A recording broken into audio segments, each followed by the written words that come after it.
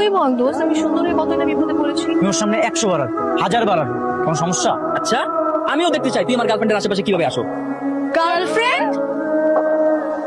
আল্লাহ, এইসব কিভাবে হলো? তোমাদের মতো আমাদের এলাকার অনেকে আমাকে পছন্দ করে।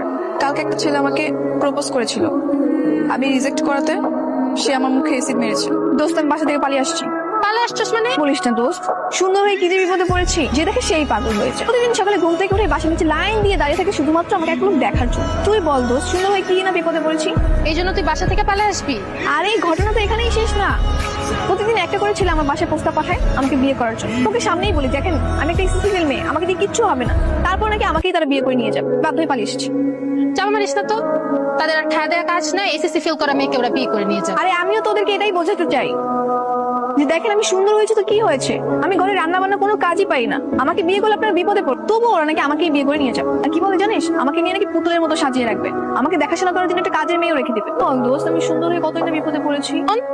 সব ছেলেরা না এক না, সবাই সুন্দরের পিছনে ঘুরে না। আমি নিজেই তার উদাহরণ। মানে মানে 6 মাস ধরে একটা ছেলের পিছনে ছ্যাঁচড়ার মতো ঘুরতেছি, কিন্তু আমার পাত্তাই দিতেছে না। তুই কি সুন্দর নাকি? তো আমি দেখিস না সুন্দর হয়ে কত বিপদে পড়েছি। তাহলে আমার মিরাজকে পটিয়ে দেখা, তাহলেই বুঝবো তুই কত সুন্দর। ঠিক আছে চল দেখবি, ও আমাকে দেখার সাথে সাথে আমার পিছনে লেগে গেছে, তখন কিন্তু সারাতে পারবে।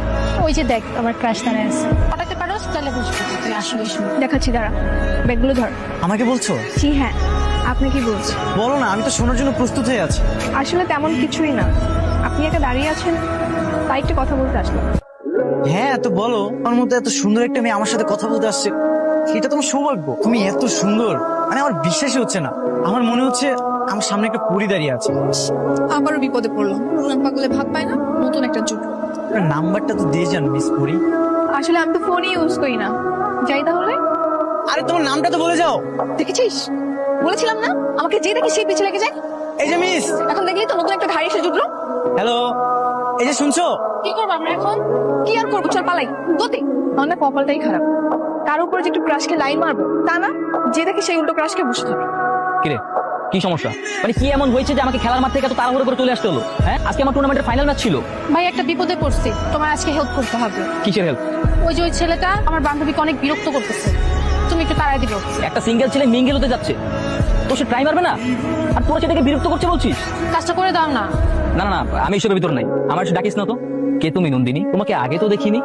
মানে আপনার মতো এত সুন্দর একটা মেয়েকে বিরক্ত করছে, এটা তো মেনে নেওয়া যাচ্ছে না। না না, অ্যাটলিস্ট আমি মেনে নিতে পারছি না। বললাম তুমি নাকি আমার গার্লফ্রেন্ডে ডিস্টার্ব করো। আপনার গার্লফ্রেন্ডকে আমি ডিস্টার্ব করি?